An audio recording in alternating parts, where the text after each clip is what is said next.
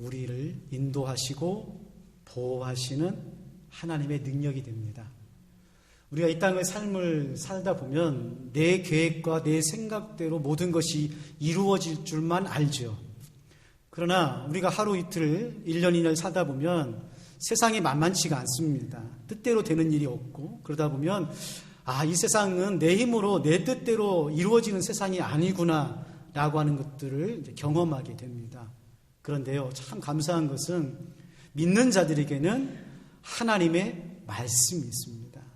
말씀이 우리 안에 들어오고 우리가 말씀을 붙잡으면 그 말씀이 우리를 인도하고 우리를 보호하고 우리의 인생 가운데 길을 열어주시는 하나님의 은혜가 되고 능력이 되는 것입니다.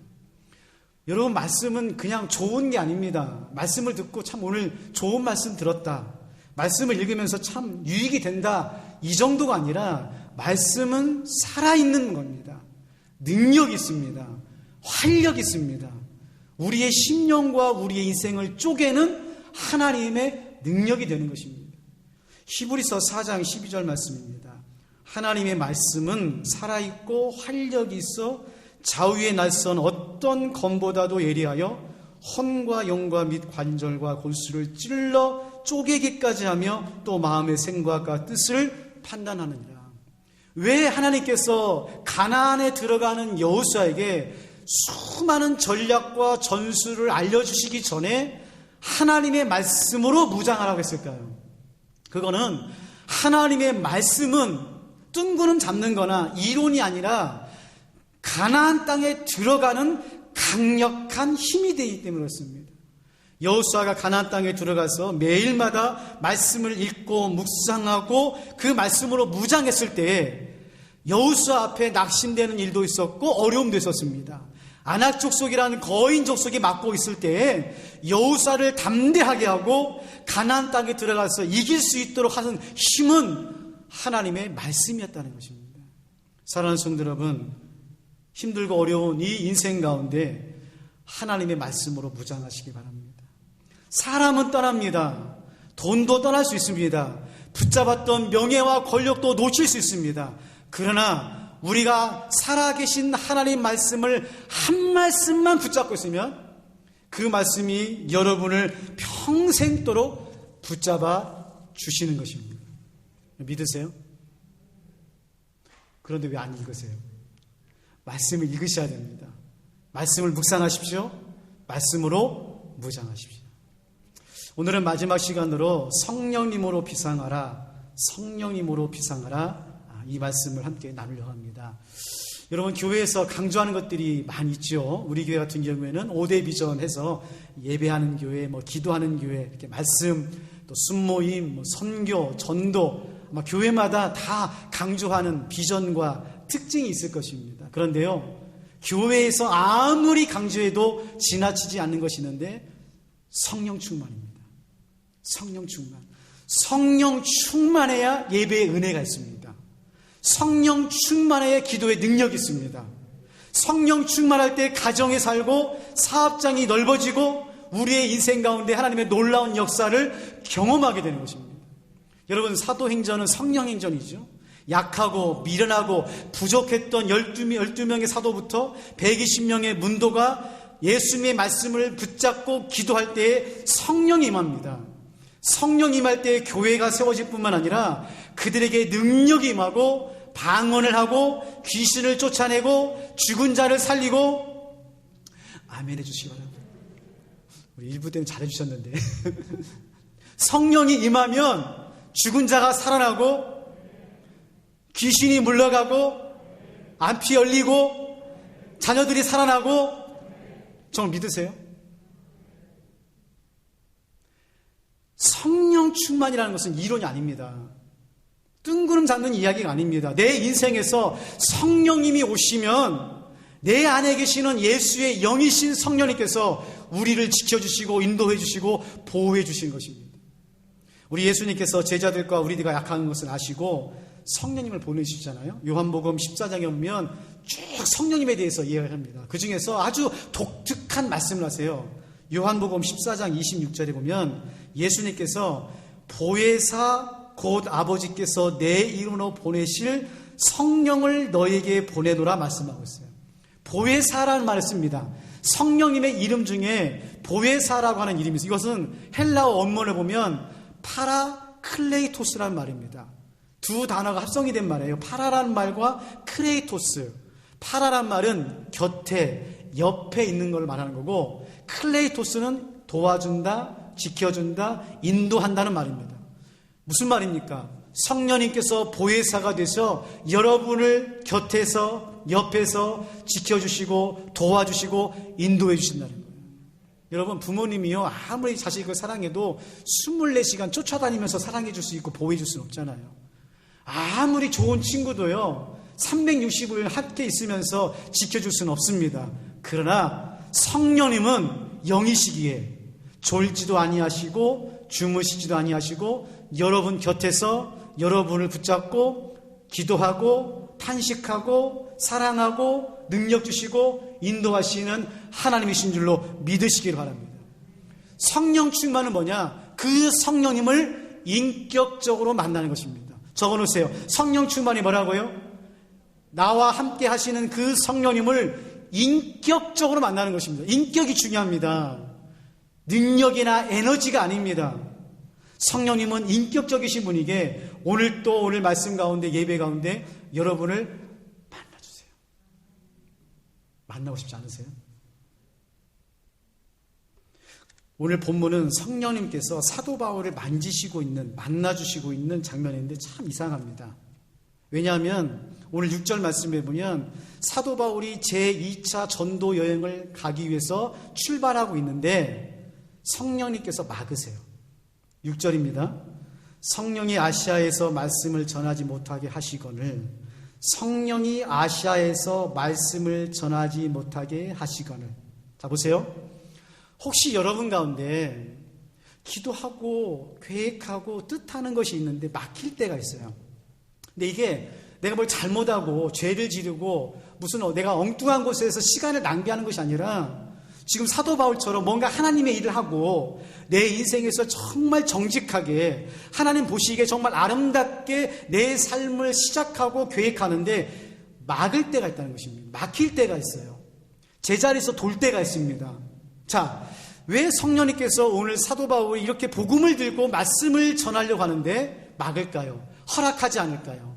그리고 성령님께서 이 사도 바울을 새로운 차원으로 인도하시는 이 본문 말씀을 통해서 우리가 몇 가지 배울 만한 교훈이 있습니다. 첫 번째로는 허락하지 않는 것이 허락하시는 것임을 믿으시기를 바랍니다. 허락하지 않는 것이 허락한 것이라는 것을 믿으세요. 자, 이게 무슨 말이냐면 하나님께서 때로는 우리의 생각과 우리의 기도와 우리의 계획을 막으실 때가 있고 허락하지 않을 때가 있어요. 이때가 중요합니다. 왜냐하면 우리가 잘 나가고 응답받고 편안하고 우리의 인생에 가는 여정 가운데서 막힘이 없을 때는 고민이 없어요. 문제가 없습니다. 근데 우리의 믿음의 질문은 뭐냐면은 왜 내 인생에서 하나님의 뜻을 위해서 영광을 위해서 내가 무언가를 계획하고 기도하고 내 인생길을 가는데 허락하지 않느냔 말이에요. 혹시 오늘 예배 가운데 벌써 3개월, 3년 내 인생 가운데 정말 이 부분은 하나님께서 허락하지 않고 막으시는 것 같고 가지 못하는 것 같은 그런 마음이 있다고 한다면 오늘 사도 바울과 같이 몇 가지를 생각해 봐야 됩니다. 첫 번째로 허락하지 않은 것을 허락한다고 하는 이 믿음. 내가 계획하고 내가 가는 길에 있어서 성령님께서 막으실 때는 첫 번째로 내 생각과 내 계획을 성령님께 굴복하십시오. 성령님을 이기려고 하지 마세요. 내 생각과 내 계획이 앞서가면 안 됩니다. 지금 사도 바울의 계획은 너무나 큰 거였어요. 1차 전도 여행을 하면서 아시아에서 엄청난 복음의 역사가 있었거든요. 그래서 사도 바울이 2차 전도 여행을 준비하면서 그런 생각 가운데 이제 2차 전도 여행에서 아시아를 거치면서 내가 이런 교회를 세우고 하나님의 복음을 전하겠다는 큰 꿈이 있었습니다. 하나님의 계획은 달랐어요. 하나님의 계획은 사도 바울이 아시아에서 복음을 전하는 것이 아니라 어디에서 복음을 전하기 원했습니까? 유럽에서 복음을 전하기 원했어요. 사도 바울의 그 가는 길을 허락하지 않습니다. 여러분 마찬가지입니다. 우리는 여기서 일하고 싶어요. 여기서 사역하고 싶어요. 여기서 다니고 싶어요. 여기서 일하고 싶어요. 그런데 하나님께서는 이곳이 아니라 건너가서 일하기를 원하실 때가 있단 말이에요. 이쪽에 가서 사역하기를 원하실 때가 있는 거예요. 여러분, 그렇기 때문에 허락하지 않을 때는 여러분의 생각과 여러분의 계획과 여러분의 기도를 잠시 접으셔야 됩니다. 두 번째로, 열린 마음으로 성령님의 음성에 귀를 기울이셔야 됩니다. 내 뜻대로 내 계획대로 안 되면 사람이 어떻게 되냐면 마음이 다칩니다. 마음이 힘들어져요. 그래서 잘 안 들리게 됩니다. 다른 사람의 이야기가. 여러분, 우리가요, 말씀을 들을 때도 마찬가지입니다. 말씀을 들을 때도 마음이 다치면 아무리 귀한 말씀이라도 안 들리게 돼 있습니다. 안 들어옵니다. 그러나 부족하지만 마음의 문을 열고 말씀을 들으면 그 말씀이 늘 듣던 말씀이지만 은혜가 되고 깨우치게 되고 변화를 일으키는 씨앗이 될 수가 있는 것입니다. 사도 바울은요, 지금 예수의 성령님께서 말씀을 전하지 못할 때 7절에 보니까 무시아 앞에 이르러 비두니아로 가고자 했습니다. 이건 지금 아시아 지역입니다. 아시아 지역이에요. 무시아도 아시아 지역이고 비두니아도 아시아 지역이에요. 아직은 사도 바울이 잘 몰라요. 그래서 계속 하던 것을 하려고 합니다. 여러분, 우리 인생은요, 과거의 유산이거든요. 우리가 이 몸에 배어있는 습관이나 버릇이나 어떤 경험이 잘 바뀌지가 않습니다. 그래서 사도 바울도 아시아에서 복음을 전하려고 애쓰고 있는 거예요. 그런데 놀라운 건 뭐냐면, 보세요.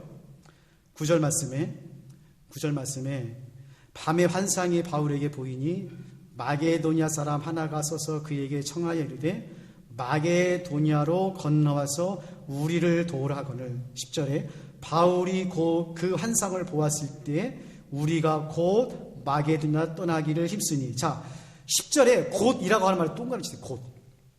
마음이 열린 사람의 행동 양식입니다. 마음이 열리면 어떻게 하냐? 다음에 하지 않습니다. 미루지 않아요. 마음이 열린 사람은 곧 하게 되어 있습니다.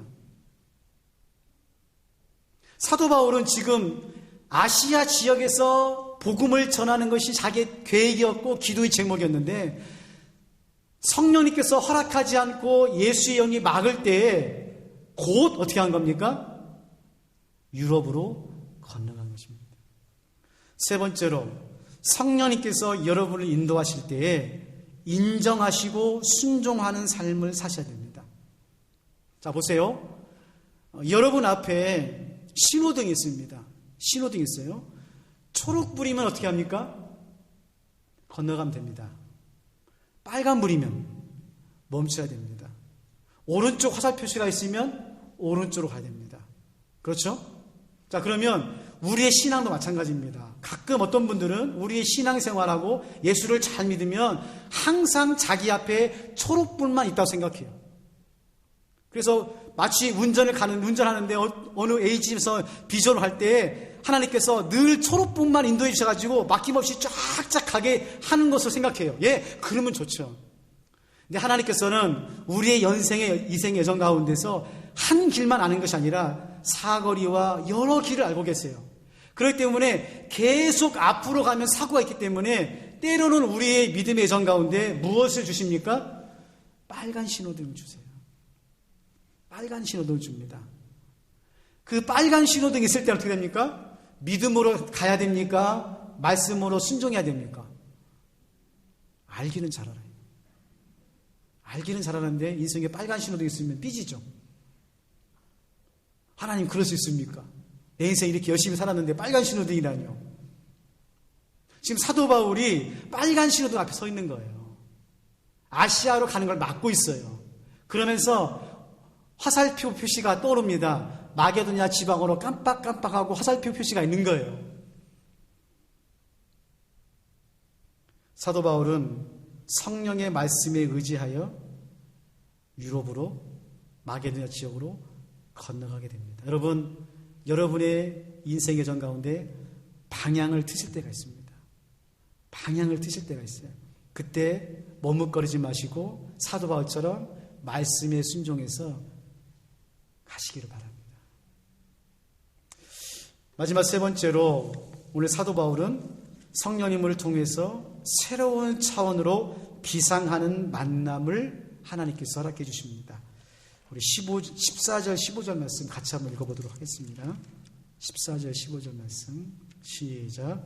두아드리아시에 있는 자색 옷감 장사로서 하나님을 섬기는 누디아라는 한 여자가 말을 듣고 있을 때 주께서 그 마음을 열어 바울의 말을 따르게 하신지라. 그와 그 집이 다 세례를 받고 우리에게 청하여 이르되 만일 나를 주 믿는 자로 알거든 내 집에 들어와 유하라 하고 강권하여 머물게 하니라. 자, 보세요. 지금 성령님께서 사도 바울을 복음을 전하는 것을 허락하지 않고 말씀을 막습니다. 왜 막을까요? 우리가 읽은 것처럼 에베소에서 두아드리아시에서 자주 자색 옷감 장사를 하는 루디아를 만나게 합니다. 여러분, 여러분의 방법과 여러분의 계획 안에 있으면 늘 만나는 사람만 만납니다.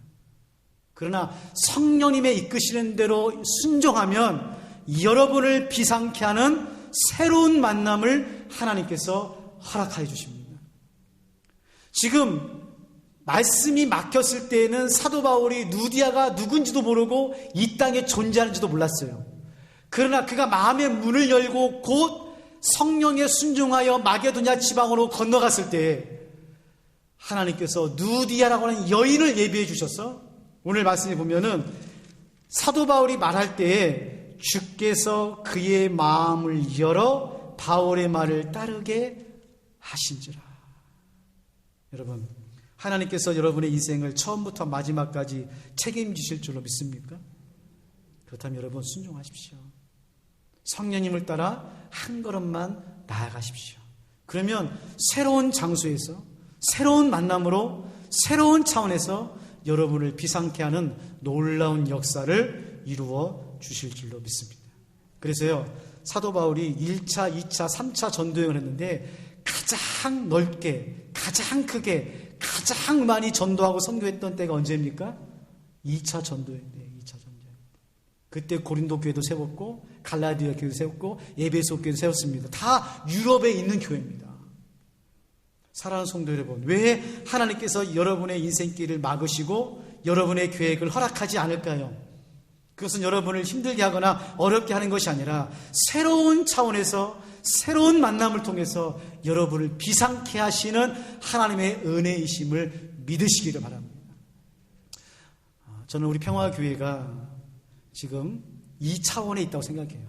마치 하나님께서 우리 평화교회를 은평이라고 하는 지역에 있다가 마게도냐 사람처럼 은평에 있는 사람들이 와서 건너와서 우리를 위해서 도우라고 하는 이 음성을 듣고 은평 시대를 마감하고 원흥 이 지역에 교회를 세우고 하나님의 나라를 이뤄갈 때 정말 누디아 같은 새로운 사람들을 많이 보내주셨습니다.